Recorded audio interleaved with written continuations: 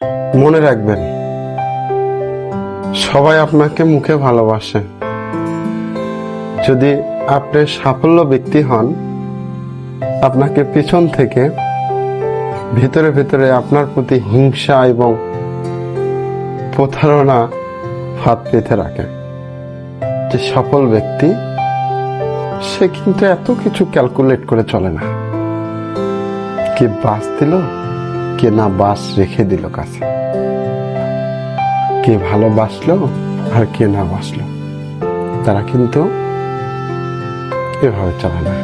হ্যাঁ, আপনি সফল ব্যক্তি, আপনার মাথায় একটা জিনিস রাখা দরকার, পাঁচিলে কেউ কিছু বলে এ কথা কানে নেওয়া যাবে না, না, কখনোই নেওয়া যাবে না। আপনি সাকসেসফুল ব্যক্তি, আপনি সাফল্যের সন্ন্যাসে করে, আর এমন সময় আপনাকে কতজনে কত কি বলবে, এগুলো কান দেওয়া যাবে না ভাই, না, কান দেওয়া যাবে না।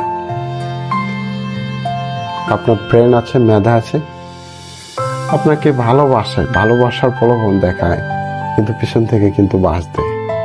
সো তাদের সাথে সরলতার সুযোগ নিয়ে তারা আপনার সাথে প্রতারণা করবে, এই সুযোগটা যেন না পায়, এই সুযোগ যেন না পায়।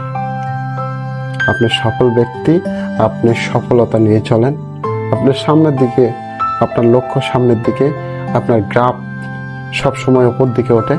সো আপনার পিছন দিকে ফিরে তাকানোর সময় নেই, আপনাকে উপরে উঠতেই হবে। আপনার টার্গেট হচ্ছে উপরে ওঠা, সো আপনাকে উপরে উঠতেই হবে।